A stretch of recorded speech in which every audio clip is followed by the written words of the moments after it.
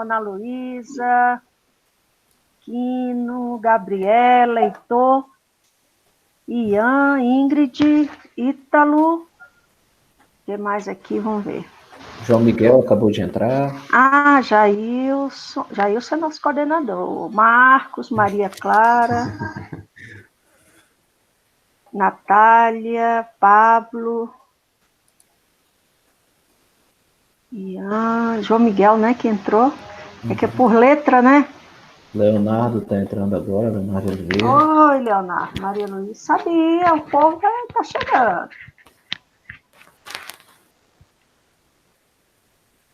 Depois vocês bem que podia ligar esse microfone, dar uma boa tarde para a gente, né? E nós vamos rezar o Espírito. Boa tarde. Ah, agora falou. Hoje eu mudei de lugar, estou num lugar um pouquinho mais reservado, mas está dando para ver direitinho? Tá tranquilo. Tá. No escuro, mas tá bom. Depois você compra aqueles negocinho que tá na moda pros blogueiros, né? Aquele redondo de luz. Aí você põe assim pra ficar chique, aquela parada lá. Eu não, aí eu tenho que me maquiar toda, disfarçar, ficar. Então, gente, vamos ligar o microfone, dar boa tarde, vamos rezar a oração, invocar o Espírito Santo para que ele ilumine. Elisa chegando também. Para que o Espírito Santo nos ilumine, né, nos faça o coração bem aberto para escutar os ensinamentos de Jesus, né? Então, esse encontro é um encontro com Jesus, não é com os catequistas, Fernanda e Irânia, com o coordenador Jailson, com os colegas, é mais do que isso, né? Né, Natália? Natália, você está assim, agora está legal. Então, é um encontro com Jesus, né? É uma oportunidade única que nós temos, principalmente nesse tempo, né, de pandemia, que a gente está vivendo tanta coisa diferente, tendo que superar tantas as coisas, né? Mas, por outro lado, a gente está mais em família, né? Então, isso é muito importante.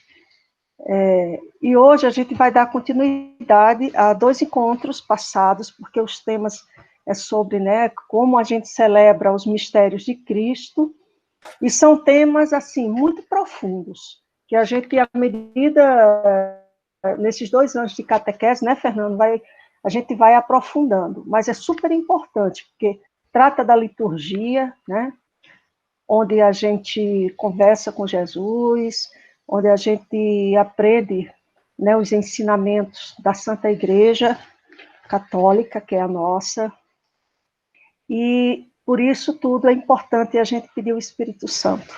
Eu só queria, antes de começar, para vocês verem a força do Espírito Santo, ontem, né, Fernanda, a gente foi ordenado padre, o padre André Marinho, né, porque temos o nosso pároco, que é André também, e foi tão interessante, porque no momento da ordenação, eu senti muito forte o Espírito Santo, sabe? Eu tenho certeza que Deus ficou muito feliz da gente temos 13 padres novos, e são novos, são jovens. Eu fiquei muito emocionada. E o padre André Marinho, ele nos acompanhou na catequese, na Crisma, o ano passado, e assim, foi muito emocionante. Só porque eu queria compartilhar isso antes da gente rezar a invocação, né, invocar o Espírito Santo, exatamente pela força que é, né? Então, Jesus, ele nos deu o Espírito Santo, né?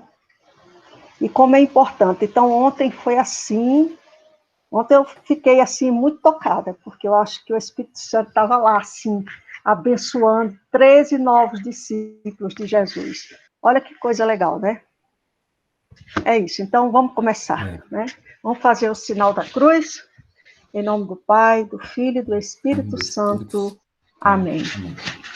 Vinde, Espírito Santo, enchei os corações dos vossos fiéis e acendei neles o fogo do vosso amor. Enviai o vosso Espírito, e tudo será criado, e renovareis a face da terra.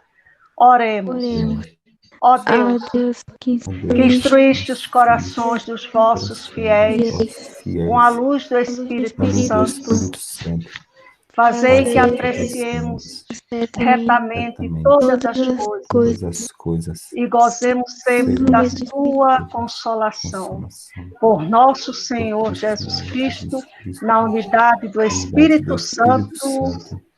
Amém. Agora que a gente está com o Espírito Santo, né? Fernando, você pode começar? Posso sim. Hoje também a gente comemora a Assunção de Nossa Senhora, né?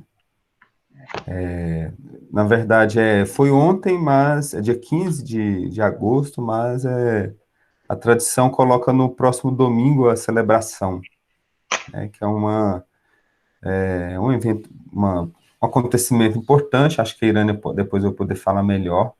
Acho que ela tem mais... Não, que é isso. Mas hoje é esse dia, né? Vocês viram aí, né? Vocês receberam aí o CAT, né? Da Irânia, as questões, né?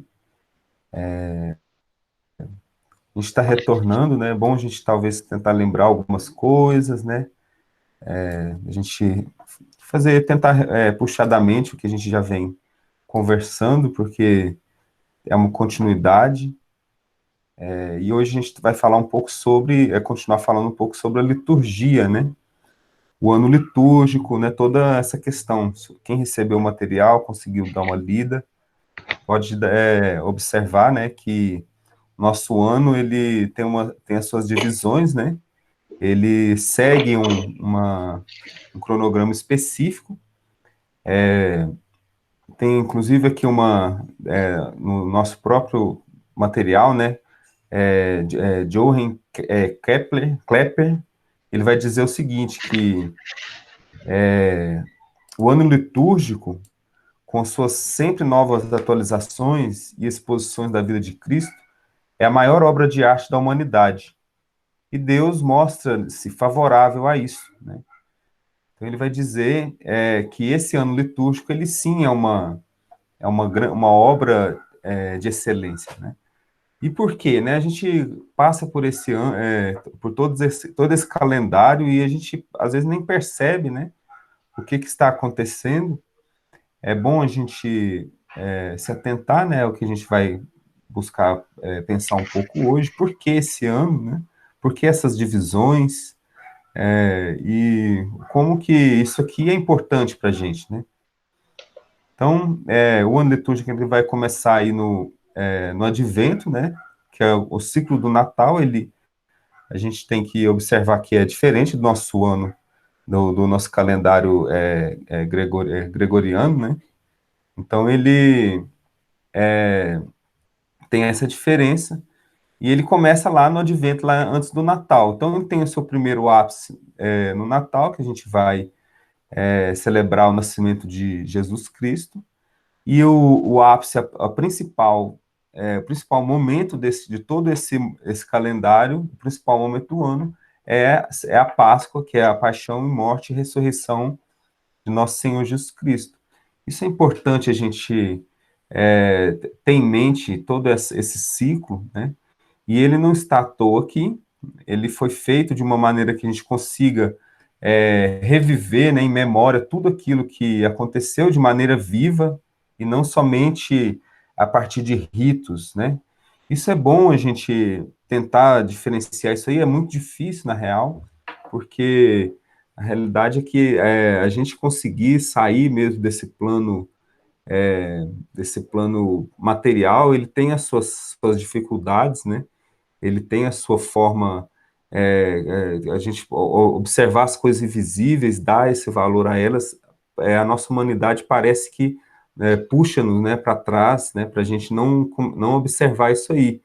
Mas, basicamente, o que a gente revive nesse ano litúrgico, se a gente considera com fé essa como uma grande obra mesmo, a gente consegue observar que estamos passando por toda a história da salvação e revivendo, né, ela de maneira viva entre nós, interiormente e exteriormente na comunidade.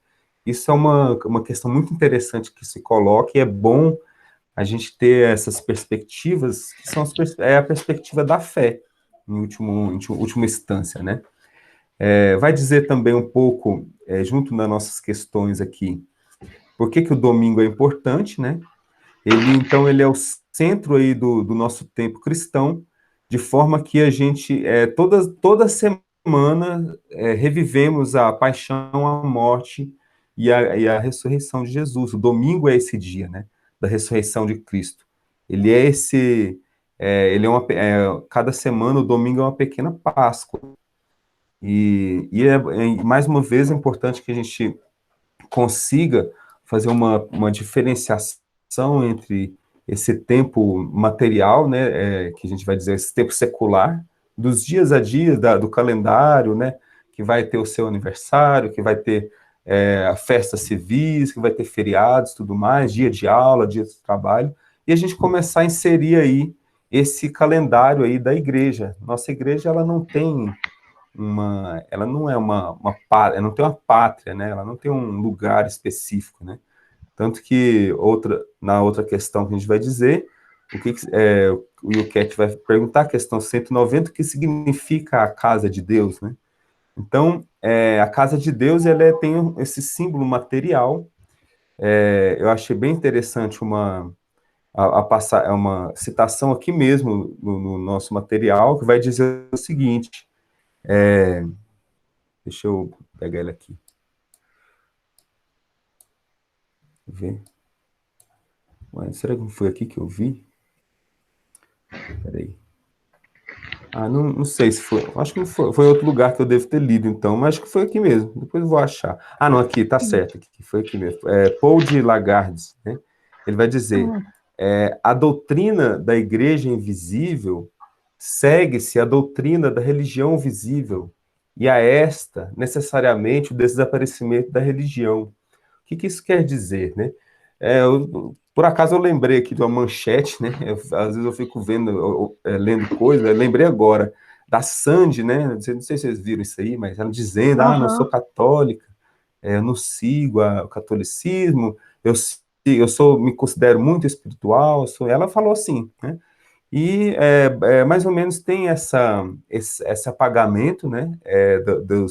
Dos principais pontos da nossa fé, da nossa religião, e esse apagamento ele não se inclui somente a renegar a igreja ou o catolicismo, mas de transferi-lo, né, para uma espiritualidade, né, que, se você for observar mesmo, você vai ver que é uma espiritualidade frágil, e ela está ao sabor dos ventos. Ela é barco sem vela. Por que é um barco sem vela? Ele está no meio do mar, à deriva. Ele vai onde a onda manda, ele vai. Ele não consegue direcionar os ventos para um porto seguro, para um objetivo. O barco sem vela é isso. Então, essa fé que então a gente vai observe. A Sandy vai lá e fala, não, eu não sou católica, apesar da minha família ser, não sou espiritualista. O que é isso, afinal? Né? A gente sabe o que é isso, para começar. Talvez ela saiba, né? Mas quando se diz assim, é uma coisa barco sem vela mesmo. Aí, ao mesmo tempo que eles vão dizendo, então, se é espiritualista, ninguém precisa ir na igreja, eu posso contemplar, posso conversar com Deus sem ter que ir a um templo e tudo mais. Então, seria essa igreja invisível. E, por último, o que a gente apaga? A gente apaga o próprio Cristo. Porque no momento que você começa a ter essa espiritualidade, ao sabor dos ventos, a gente sabe que o mundo renega Jesus. E ao sabor dos ventos, né, você vai ir contra a figura de Nosso Senhor e contra essa realidade que se fez presente, e indo contra, você tem o apagamento de Jesus, e você começa a prestar culto, né, a um Deus sem rosto, a um Deus insensível, a um Deus abstrato, a um Deus que não é uma pessoa, a um Deus que a gente, na filosofia, a gente vai dizer que seria o Deus de Epicuro, né? Se você buscar aí na filosofia grega, você tem a figura de Epicuro, e ele vai dizer que ele vai falar sobre essa realidade de Deus, né? Alguma realidade que ele vai dizer, e na cabeça de Epicuro, Deus ele é insensível a qualquer necessidade humana. É como se ele tivesse, né, na cabeça de Epicuro, ele tivesse criado isso aqui, né, que na verdade são os jardins, que ele vai dizer, e esse jardim, você, de certo modo, cria o seu jardim, ou seja, uma questão muito individualista, egoísta. Então, criando o seu jardim, você volta os seus olhos para aquele jardim, Deus não vai intervir, não vai ouvir seu apelo, é como se Deus ficasse em algum lugar do universo, lá num canto, também olhando os seus jardins, né? Mas não olhar para nós. Esse tentando explicar mais ou menos, é um Deus de Epicuro, um Deus abstrato, insensível, que não quer, não é misericordioso e não quer saber das nossas coisas. Isso se atualiza, né, na filosofia aí, com Kant, né, que ele vai também observa esse Deus de maneira muito abstrata, como se ele não fosse uma pessoa que te ouve, que você possa conversar com ele. Ele é como se fosse uma matemática universal. A matemática de Deus universal, uma coisa grandiosa que está aí, uma máquina matemática gigantesca que também não é insensível, certo? O nosso Deus é o Deus que ele te conhece e a gente busca conhecê-lo, né? Por isso a figura de Jesus, porque ele veio mostrar-nos o caminho, de maneira que a gente possa caminhar com ele, nele, né, e para ele. E Jesus, ele veio como um humano, ele não veio como uma fórmula matemática, uma qualquer coisa nesse sentido lógico. Ele é uma pessoa misericordiosa, ele chorou, né, ele chorava quando via a miséria, né, que a gente vivia, ele teve coisas humanas mesmo, né, sentimentos humanos, e é mais ou menos nesse sentido que a gente consegue observar que Deus não é esse ser insensível. Ele está, sim, do nosso lado, ele está aqui, né, nos auxiliando, a gente podemos conversar com ele. Você quer falar alguma coisa, Irânia? Que eu vou passar para um momento que eu gostaria. Pois. Ah, tá. É só rapidinho, é só em relação ao que você está comentando, né? Então, a gente está aqui e eu considero o CAT, como fala na igreja, um compêndio, né? Uma síntese de toda a Bíblia, de toda a vida de Cristo. E aí eu fico muito triste quando a gente vê uma declaração como essa da Sé. Por quê? Porque ela foi muito importante na vida de muitas crianças e hoje adolescentes e jovens. E aí fala uma coisa vazia, então isso é preocupante. Mas nós temos aqui a oportunidade de ver que, como o Fernando falou, você falou, é muito vazio, gente. Como é que a gente vai poder, né, acreditar em algo que você não sente, a coisa espiritual? A gente acabou de falar do Espírito Santo, a gente sente o Espírito Santo, o fogo do Espírito Santo. Então, assim, cada vez mais eu sinto no meu coração o quanto a nossa Igreja Católica Apostólica Romana, enquanto ela é concreta, né? Ela é concreta. Não é à toa que está mais de 2000 anos, né? Porque é obra do Espírito Santo. Então, eu acho que isso que o Fernando acabou de falar, e a gente está comentando o ano litúrgico, né? Porque durante todo o ano a gente renova a nossa fé em Cristo, no Pai, no Filho e no Espírito Santo, e Nossa Senhora. Então, eu acho que é um momento muito legal para que a gente possa fortalecer a nossa fé, né? porque a nossa fé ela é concreta, ela tem respostas concretas, e ela não fica no vazio. Então, era só isso que eu queria falar, Fernando, porque eu acho que é muito importante devido à influência que a mídia tem sobre todos nós, né? É isso aí. Verdade. Isso mesmo. Precisamos, né? Uma das coisas que em um momento que eu vou querer fazer com vocês agora, né, a gente vai pensar um pouco aqui sobre uma questão muito importante, né, que a igreja já carrega há muito tempo, que é o argumento ontológico de Santo Anselmo. Não sei se vocês já viram falar. Mas, basicamente, Santo Anselmo, o que ele vai dizer, né, é que você não vai ter fé, né? Vamos pensar, Santo Anselmo vai dizer, você não é pela razão que você chega na fé, mas é pela fé que você vai compreender as coisas. A partir do momento que você tem uma fé, né, nas coisas de Deus, tudo vai se desdobrando e você vai conseguindo compreender as coisas racionalmente.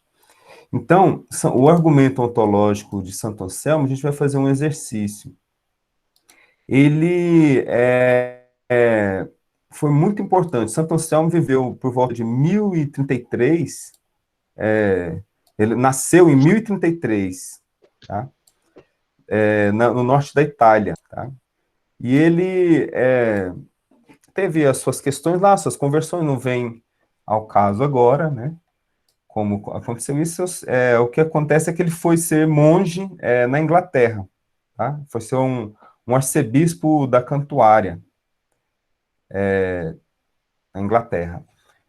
E ali, os monges que estavam com ele, ele era muito instruído, ele é considerado um dos 3 doutores da igreja, tá? Juntamente com São Tomás de Aquino e São Boaventura, se não me engano. Então, ele é um dos 3 principais, né? Ele é um dos principais. E ele vai, de certa forma, os monges vão pedir ele, monte um argumento, algo que prove a existência de Deus sem a gente ter, que prove, né? Que sem a gente ter que ficar buscando outras coisas, né?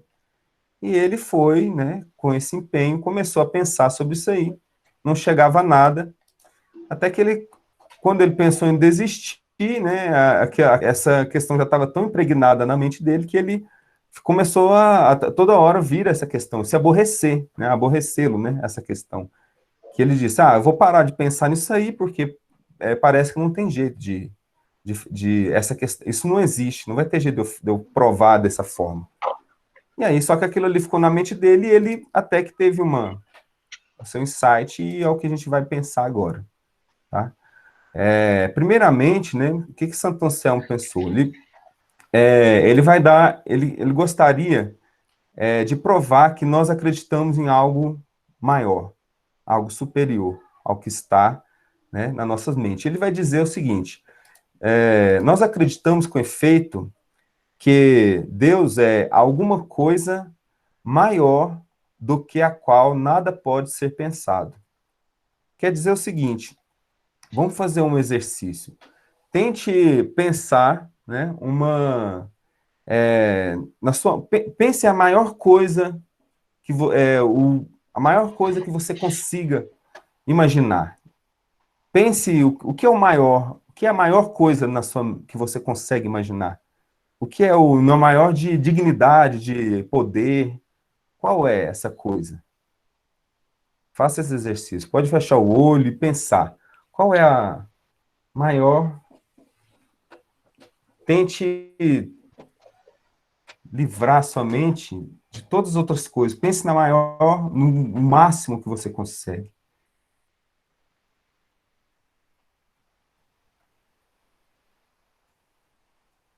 Chega nesse ponto aí. Pensa o que é essa coisa. Ele tem que provar, né? Santo Anselmo, ele vai ter que provar isso aí, de maneira racional, como um filósofo, né? Não, então ele precisa, ele fez esse argumento para conseguir conversar com ateus, pessoas que não acreditam em Deus. Então, beleza. Depois que você... Então, fique com essa mente aí. O que é o maior para você? Agora, observe. Essa realidade que você pensou, observe que ela está no seu intelecto. Ela existe fora da sua mente? E se ela existe, você não consegue... Você conseguiu pensar. O maior que você conseguiu... A maior coisa em dignidade que você conseguiu pensar está somente dentro da sua mente. Observa que Deus está na realidade concreta e pense então agora, expanda um pouco e pense o tamanho que é. Se Deus te fez e você consegue pensar limitadamente o que é Ele, imagine o tamanho dele, expande um pouco essa questão aí. Então,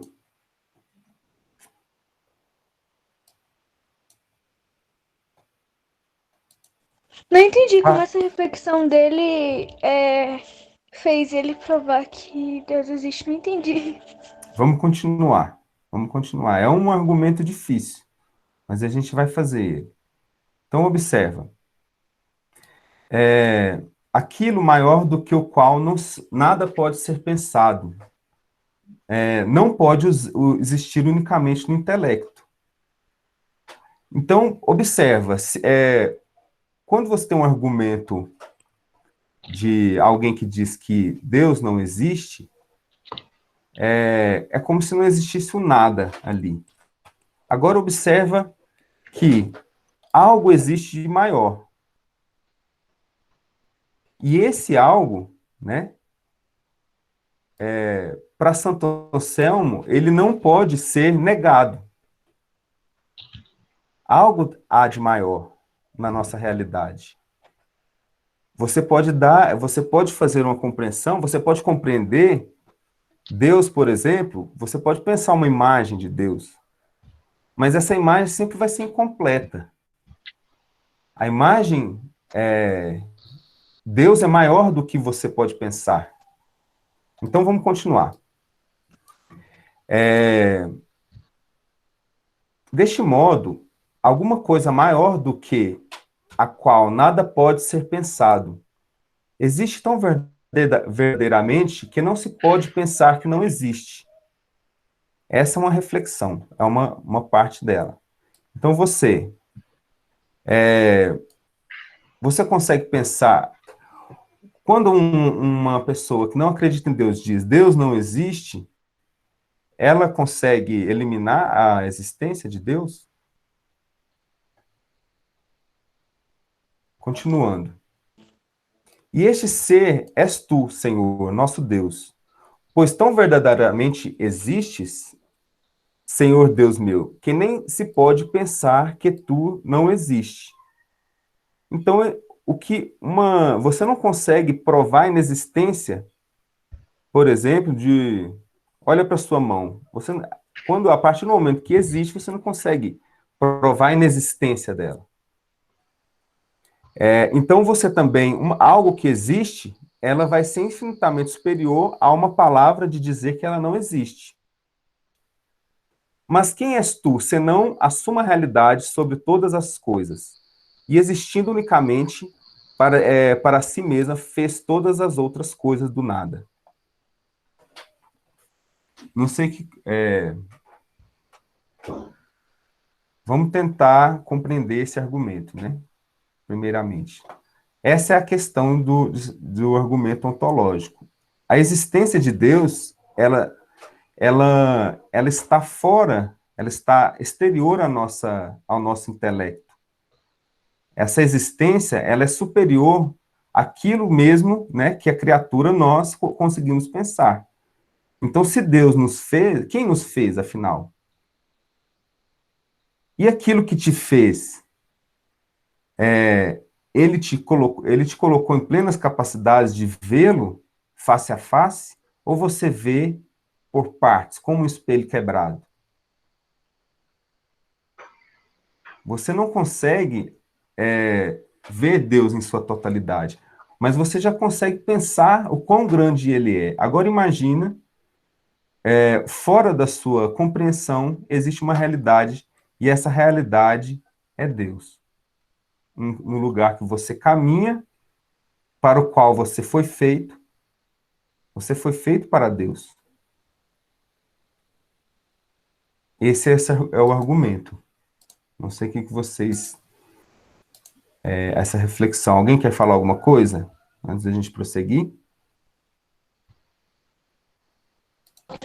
Assim, acho que o que ele quis passar era que, tipo, Deus tipo, está além da nossa compreensão.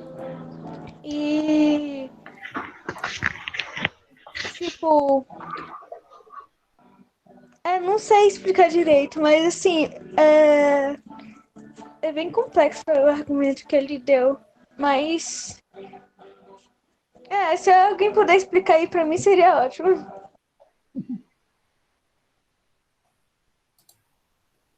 Alguém teve essa mesma... alguém teve esse tipo de start que a Natália falou agora? Alguém conseguiu pensar algo nesse sentido? Assim, conseguiu... Peraí, não, mas eu não tinha pensado dessa forma. Mesmo incompreensível, o argumento, ele te tocou? Ele te fez, pelo menos, separar a sua realidade individual de uma realidade concreta de Deus?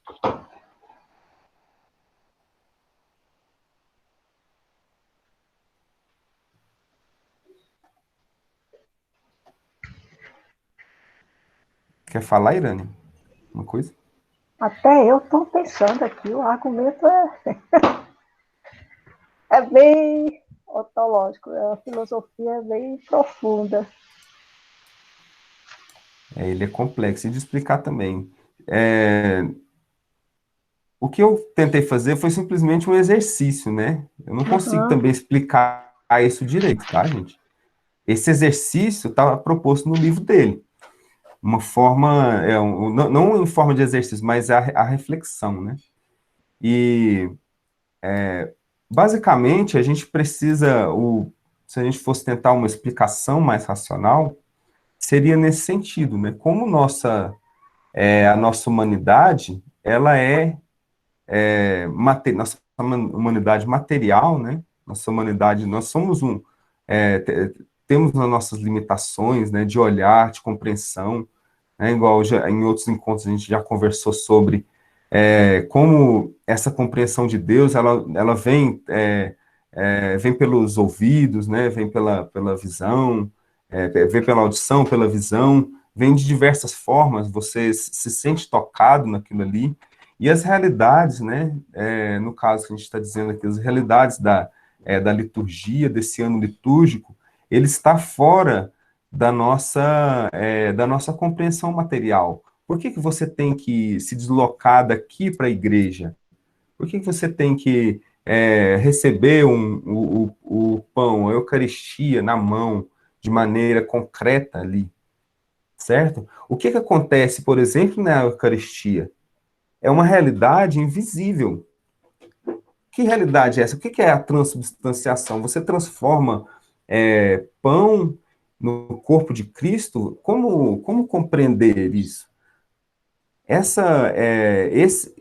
Todas essas realidades invisíveis, elas, com fé, você começa a compreendê-la, e não ao contrário.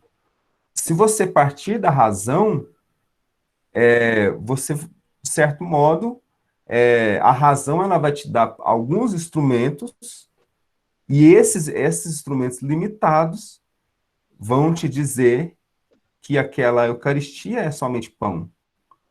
É assim que pensam as pessoas sem fé. Agora, pela fé, conseguimos entender os sinais que nos leva a compreender por que aquilo ali já não é mais pão, e o corpo de Cristo. essa realidade, a transubstanciação, por exemplo, é uma realidade invisível. O ano litúrgico, a gente reviver toda a história da salvação no ano litúrgico, ela a gente tem os dias concretos, mas ela está nos referindo uma realidade viva, que não concreta, é espiritual. No momento que você tem uma ordenação sacerdotal, tipo ontem a do André, se você olhar somente o vídeo, o que está acontecendo ali? Mas o que de fato está acontecendo ali? Que é o invisível, é o mundo espiritual, né? É o mundo espiritual. E é difícil mesmo. Eu também acho difícil. Eu estou tentando aqui colocar essa questão, mas para que nós todos, né, inclusive eu também, consiga melhor observar, olhar melhor, olhar com o coração e não com os olhos, né? O que tem ali? Olhar com os olhos da fé e não com os olhos da razão, que os olhos da razão, né, são muito limitados. Certo? Alguém quer continuar, Irane, alguma coisa? Não, isso é muito importante, né? Porque quando a gente se volta e começa a olhar o ano litúrgico, e hoje, no Evangelho, né? Até mandei no grupo para vocês, no Evangelho, né, o dia da Assunção de Nossa Senhora vai visitar Isabel, vai fazer uma caridade, né? A mãe de Jesus foi fazer caridade, né? O que significa tudo isso, né? Então, assim, o ano litúrgico começa exatamente nesse momento da concepção de Jesus. O Espírito Santo, né, coloca numa pessoa humana, numa mulher, Deus, para se fazer homem. Então, Nossa Senhora começa a contemplar o rosto de Deus já na barriga dela. Como é que a gente acredita nisso? Na fé. Então, talvez o que ele tenha falado tem a ver com isso que é a fé, o acreditar. Fé é uma questão de fé, não existe outra coisa, é você acreditar quando você acredita. Porque eu senti a emoção que o Espírito Santo estava ali, na imposição do arcebispo, né? Porque eu acreditava que estava na igreja e chegava até a minha casa, pela fé. É como o Fernando falou, pode ser alguém pode ver aquilo, ver como uma passagem, né? Algo que está acontecendo, legal, bonito, a igreja é linda, todo mundo está bonito, etc. Mas para nós que somos cristãos, que temos fé em Deus, a gente sabe que o mundo invisível está acontecendo ali. Que o céu está ali, está aqui. Então, não dá para acreditar espiritualidade como se fosse um céu imaginário. Não, a fé é um céu verdadeiro, né? E a gente pode sentir. Então, eu acho que, a partir dessa reflexão, eu acho que eu mesmo posso ver o ano litúrgico e a liturgia, né? A missa, como a gente falou no encontro passado, de forma diferente. A gente não pode ver apenas como uma imagem. A gente tem que olhar como uma fotografia, aquela, né, Fernando, que é algo que você sente quando você, o que é que acontece? Você faz tempo que não vê sua avó, sua tia, seu amigo, e aí você vê uma fotografia. Tantas emoções acontecem. Poxa vida, olha, minha avó, minha tia, eu ia lá, brincava no sítio, chupava manga, era tão bom. São coisas que só a gente sente. E acreditar nos mistérios de Deus, né? Acreditar. Já pensou, Isabel? O menino mexeu, quem? São João Batista estava lá na barriga de Isabel. Quando Maria chegou, já, né, que já tinha concebido. através do Espírito Santo, pelo Espírito Santo, Jesus, Deus. Deus. E Fernando também comentou isso, né? Que Jesus é Deus, é o rosto de Deus feito homem. Né? Então, isso é muito forte, gente. Nesse momento de pandemia, que as pessoas estão morrendo assim, ó. O que é que nos dá esperança? Né? O que é que nos dá vontade de continuar? O que é que nos permite dormir acreditando que vamos acordar e acordar bem? É do nada? Né? Então, todo dia eu pergunto a mim mesma, né? E a gente, quando fica um pouquinho mais idoso, sou idosa não, hein? Sou jovem ainda, mas que a gente já tem filhos, casa e netos, a nossa responsabilidade ainda é maior. Imagina, Fernando, tem 4 filhos, ele pensa em cada um e ele dorme sabendo com a fé, assim como eu, assim como vocês, que a gente vai acordar e nossa família vai estar bem e a gente vai continuar. Apesar desse mundo visível, que é o mundo material, apesar dele estar muito frágil. E o que é que acontece, né, para que ele esteja desse jeito? E o que é que nos faz ser forte para continuar? É a fé. É a fé em Deus. Então, olha, o ano litúrgico que a gente vê, desde a concepção de Jesus até a ressurreição, até a vinda do Espírito Santo de Pentecoste, né? É algo maravilhoso. É o que nos faz levantar todos os dias e dizer assim, obrigada, meu Deus, né? Então, eu acho que é um pouco isso, né, Fernando? É a questão da fé. É acreditar nos mistérios de Deus. É só o que eu posso pensar agora.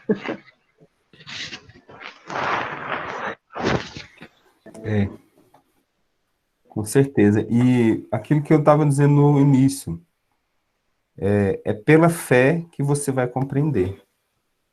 Aquela questão do fermento, né? O que que acontece? Quando você coloca um fermento numa massa, ela fica misturada e você não vê aquele crescimento. De repente, a massa cresceu, você não viu. E a fé é um pouco assim. Ela é uma construção que cresce sem você saber como cresceu. E então, se você tentar buscar as coisas pelas ferramentas da razão, provavelmente você vai girar em círculos. E isso não quer dizer que fé e razão não caminhem juntos. Caminha. Mas a gente tem que observar que na história do pensamento, e a gente também tem que observar esse fenômeno, a história do pensamento fez o que com a nossa compreensão? Ela colocou dentro das nossas escolas, dentro dos nossos livros, dentro das nossos aprendizados, se colocou um modo de pensar materialista. Ou seja, você começar a pensar sobre questões espirituais, parece que você está virando, está ficando doido, né? Está ficando louco, está falando crendices, e isso tudo é uma dispersão do nosso pensamento. Porque hoje, a ciência, legal, mas quer uma coisa mais instável do que a ciência? Hoje eles vão falar uma coisa, amanhã eles pesquisam e acham outro resultado e falam o contrário do que disse ontem. E isso não quer dizer que está errado, está certo? Estou só dizendo que a fé na razão é diferente da razão com a fé. Né? Então você compreende, se você ter fé na razão, você vai chegar você vai ter fé somente na razão ou você vai buscar a fé pela razão? Essa aqui é uma coisa diferente. né? Fé na razão quer dizer que o que for hoje, né, o que é material, né, a gente vai acabar acreditando.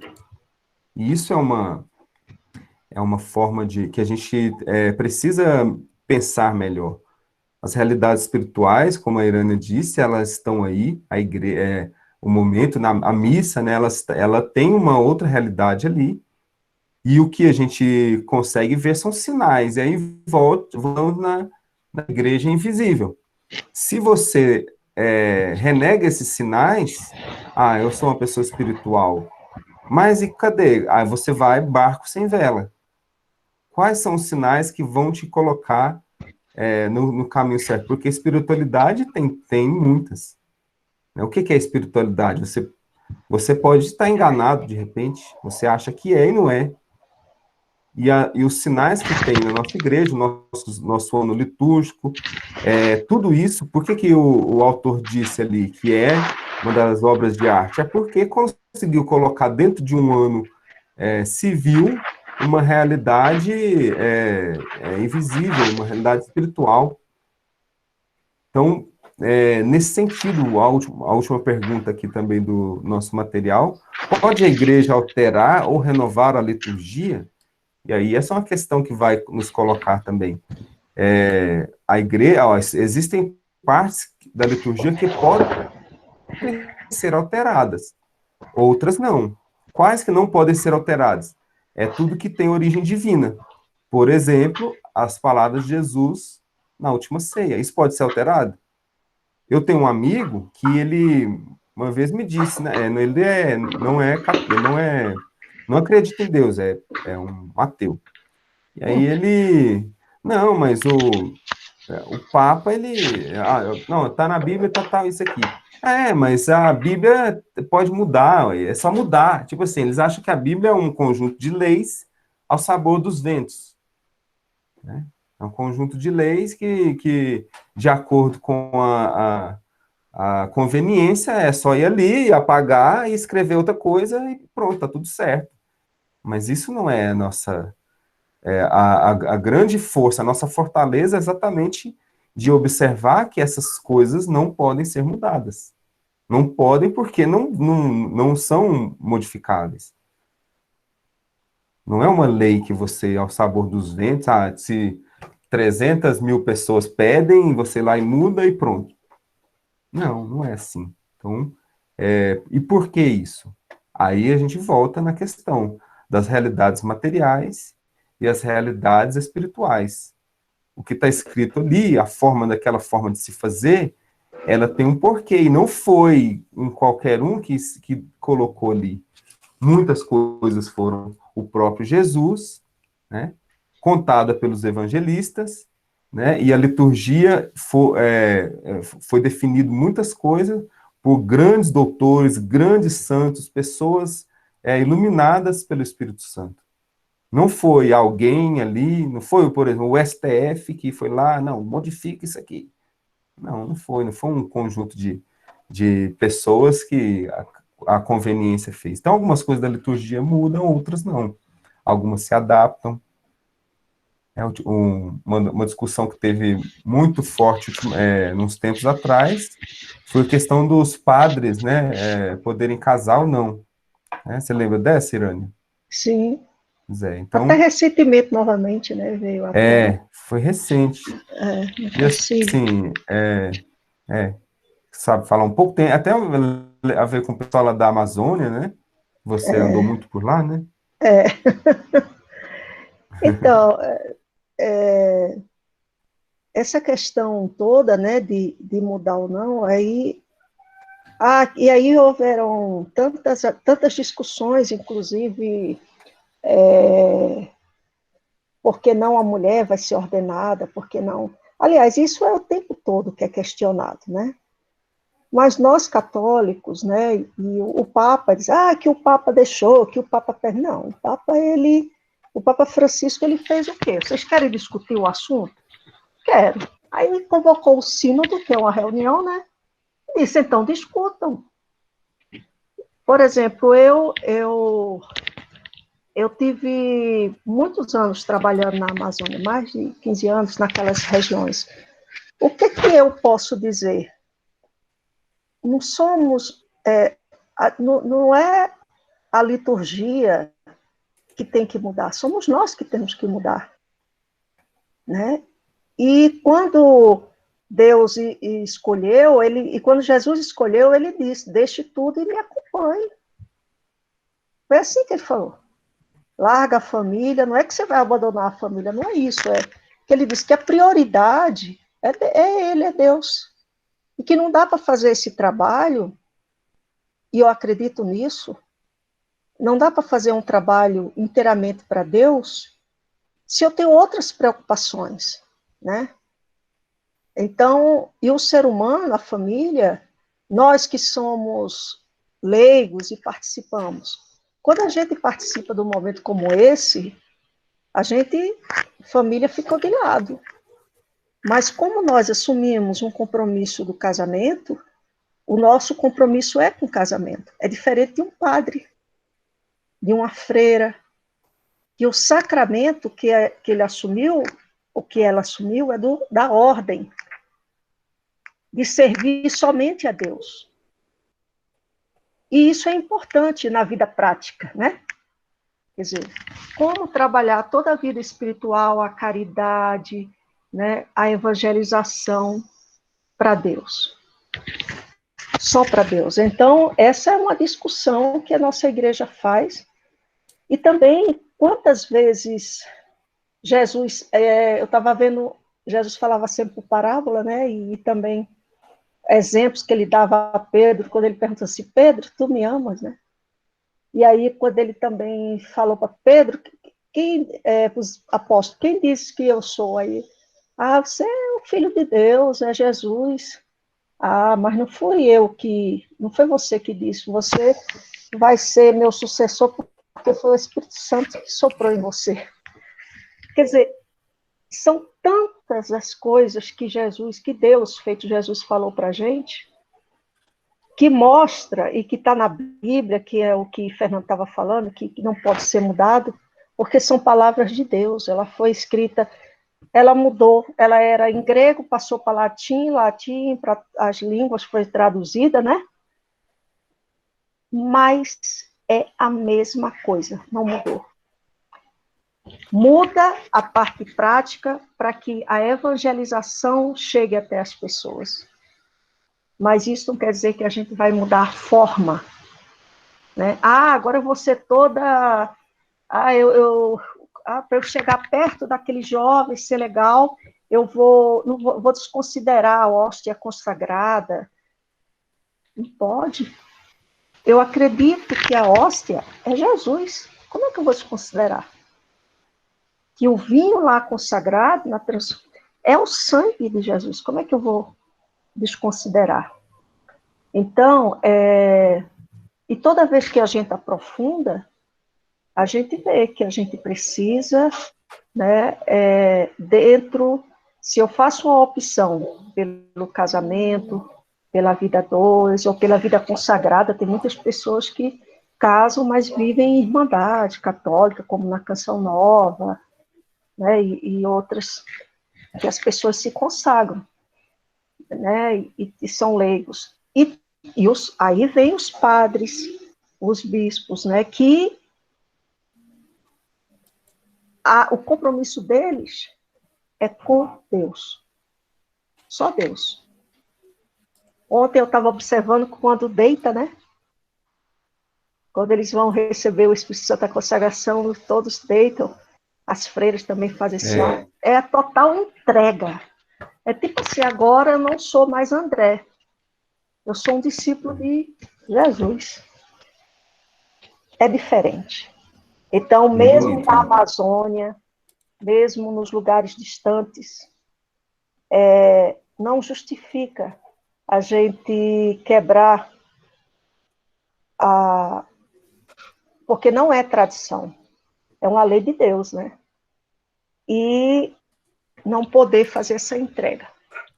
Então, nós é que temos que nos organizarmos para dar conta do que Jesus precisa da gente. E não a gente dá o jeitinho, né? Esse jeitinho não dá certo. Não dá certo mesmo. Porque o ser humano, quando um mais um junta, são seres humanos. Lembra o que aconteceu com Adão e Eva? Desobedeceram a Deus. E aí, Deus teve que vir, né, se tornar humano, morrer para nos salvar. Porque essa não deveria ser, mas é o que acontece com o ser humano. Então, nós somos humanos. E o que nos torna diferente é a nossa fé, é a nossa espiritualidade. Então, eu acho que é mais ou menos. Foi isso que o Espírito Santo me soprou aqui para falar. Fernando. É verdade, mas é isso mesmo. Estou terminando só de fazer a chamada aqui. Uhum. Não, isso que a Irânia está dizendo é muito importante, porque tem aqui, né, tem gente que faz, né, vai selecionar as partes da Bíblia, nessas aqui me interessam, né, convenientemente, esse aqui eu vou seguir, mas esse aqui não tá, os tempos são outros, né, agora não precisa mais ser assim, tem essas questões assim, né, e a partir daí vocês conseguem observar que o que a gente vai começar a fazer é editar, né, fazer uma edição da palavra de Deus conforme o que a gente quer e vamos seguir como se a gente vai acreditar na nossa própria mentira. Não, isso aqui não precisa mais, porque foi escrito há 2000 anos atrás e então hoje não precisa mais seguir, porque hoje já tem Facebook, WhatsApp e isso aqui não é mais válido, por exemplo. Então você começa a fazer uma seleção daquilo que é melhor. E se você acreditar, o pior, né, a fazer a seleção é você acreditar nisso. E você seguir a vida assim, né? Então, e de certa forma a gente cai nas piores atrocidades, porque não tem aquela questão, que se você tentar fazer o paraíso aqui na Terra, o que você vai conseguir fazer é um inferno, porque aqui né, igual a gente até conversou em encontros passados, né? Que aqui a terra, a gente tá sujeito o tempo todo, né, aos joios, né, vocês lembram disso que a gente falou? Então, a gente o tempo todo vai precisar lidar com as coisas maléficas, as coisas que não são da igreja, é uma luta constante. E, então, já é difícil, assim, se você começar a editar suas coisas, você começa a fazer as ponderações e concessões a qualquer outras. Começa a fazer as concessões. Então, por isso, mais uma vez, que aquela fala lá da Sandy, ela é ruim, ela mesmo não vê isso. Ah, eu sou espiritual. O que isso quer dizer? O que é ser espiritual? A gente já tem um outro porto, né? Você tem um porto seguro. Não, peraí. Nós seguimos aqui uma tradição e uma liturgia que não é simplesmente algo material, uma coisa que foi inspirada.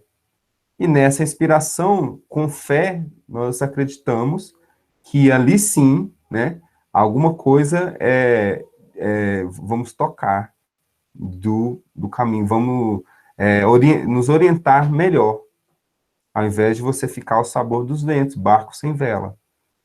Então, essa questão dos sinais que se apresentam aqui e a forma como a gente lidar com eles também é importante, para a gente não ficar de qualquer maneira.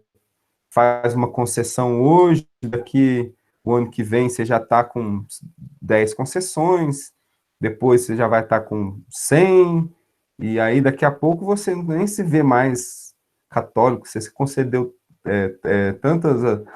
abriu tanto essas verdades que você deixou para lá, virou uma pessoa ao sabor dos ventos. Vem alguém te falar, isso aí, você está indo contra tal ideia de grupo X. Aí você consegue, é mesmo, então isso aqui não vale mais. Temos que fazer essa reflexão aí e observar, né, que esses sinais, o ano litúrgico, a liturgia da igreja, as questões que estão na Bíblia, elas são os sinais que as âncoras, né, que a gente consegue a partir delas, né, a gente não vai tentar compreendê-las pela razão, a gente vai ter a fé e aquilo ali vai se desabrochar para a gente. Toda essa verdade. É nesse sentido. Irânia? Tá. Quer abrir um pouco? Tá, desculpa. Não, eu acho que você me pediu um pouco para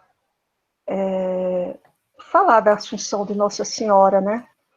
Que eu acho que tem tudo a ver com o que a gente... Aliás, tem tudo a ver porque é mistério também. Nós encaramos isso, as questões, como prática, né? E eu, quando vejo a imagem do Pai Eterno, a imagem Jesus, Deus, Jesus à sua direita, né? O Pai, o Filho, a Mãe e o Espírito Santo, eu acho que eu compreendo muito mais a Assunção de Nossa Senhora, né? Ela subia aos céus, né? Aí tem a discussão, foi corpo como Jesus?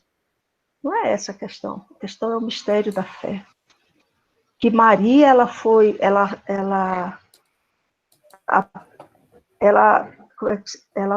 ao céu exatamente porque ela foi a casa, ela foi o abrigo de Jesus. Ela acompanhou, né? Na carta de São João Paulo II sobre o Rosário da Virgem Maria, ele fala que o olhar de Maria acompanhou Jesus desde a sua concepção até a sua ressurreição. E Maria também foi elevada aos céus assim, porque ela foi o tempo todo, né, eu acho que essa é a mensagem, fiel a Deus. Sempre disse sim a Deus e acompanhou Deus como humano até o final, ali, na fé. Né? Na fé, porque assim, como não, né, gente? Claro que o lugar de Maria, de Nossa Senhora, depois que morreu, né, a parte material na Terra, por isso que o Papa proclamou, né, a Assunção de Nossa Senhora, claro que é ao lado de Deus. Então, Maria, que foi mãe, mulher, ser vivo, sofreu, chorou, a dor maior, que eu acho que não existe do que perder um filho, né? E da forma que Jesus foi, que era Deus, mas era o filho dela. E hoje a gente tem que só agradecer a Nossa Senhora e também que ela é a nossa intercessora, né? Ela disse lá em Canaã, né? O que é que ela falou lá? Encha aí a jarra aí de água e faz tudo que ele disser.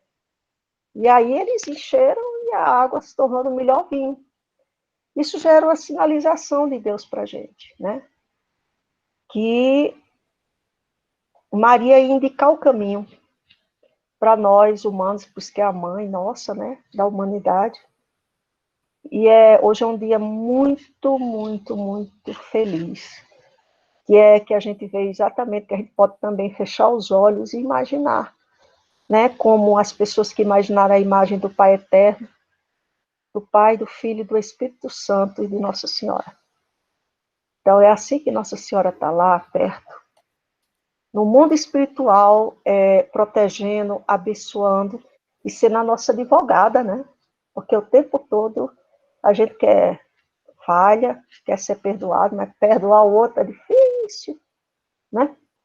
Então é isso, eu acho que hoje, lógico que eu não posso fazer uma fala profunda, né? Mas quem quiser escutar pode hoje ter aí através da missa, né? Pelos canais aí, YouTube, etc. Ou quem puder ir à missa, lá o padre, ele vai explicar muito melhor, né?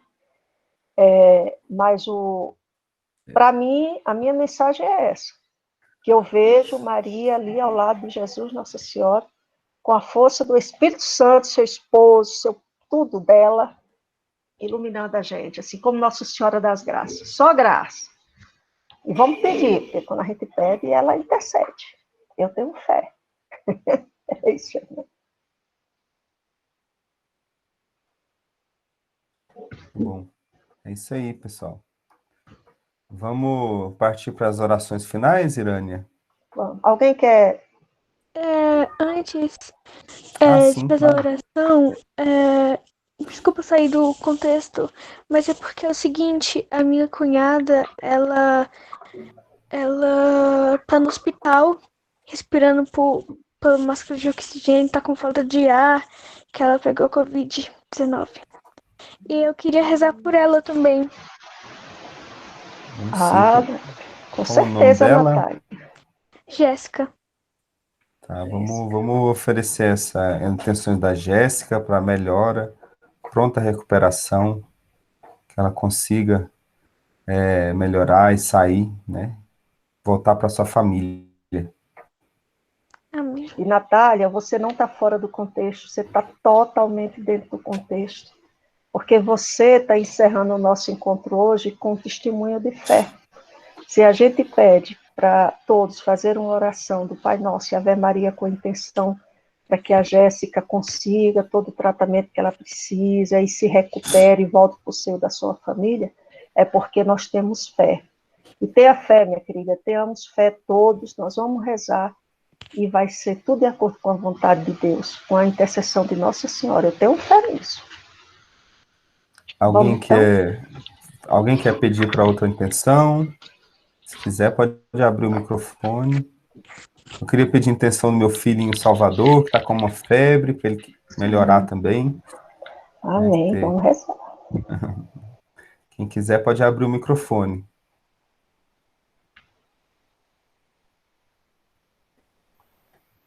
Vamos lá então, fazer a oração final. Faça, Fernanda. Vamos rezar um Pai Nosso, né? Então Pai Nosso e Ave Maria. Ave Maria. Agradecer, né, que todos estão aí.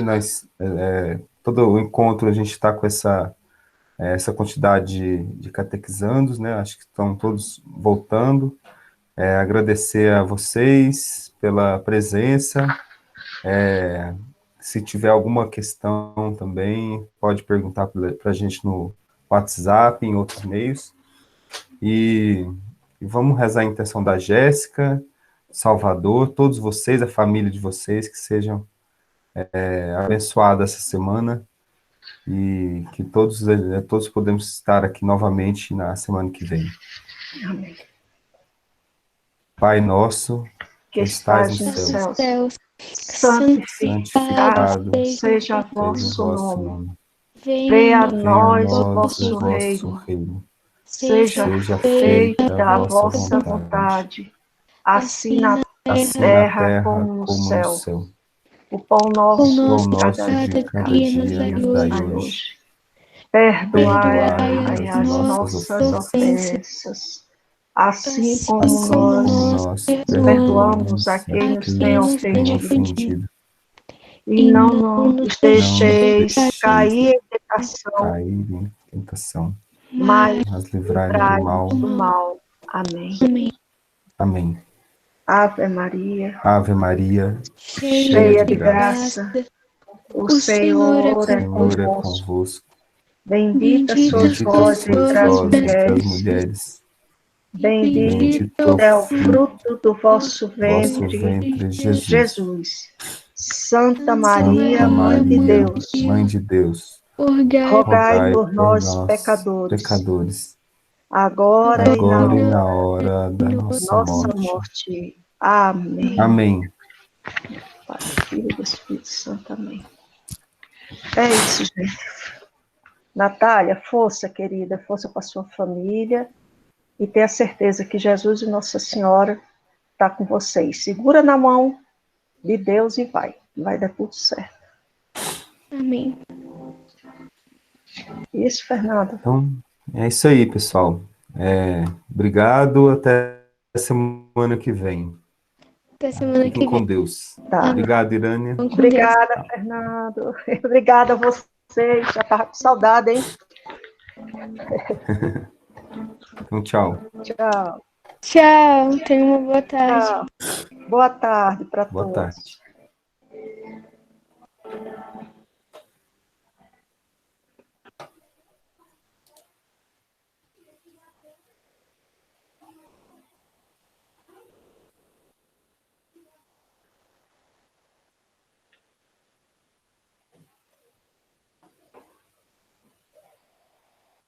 Ó nós. E aí? Nossa. Essa terminamos. E aí, Jailson? Opa! E aí, Jair?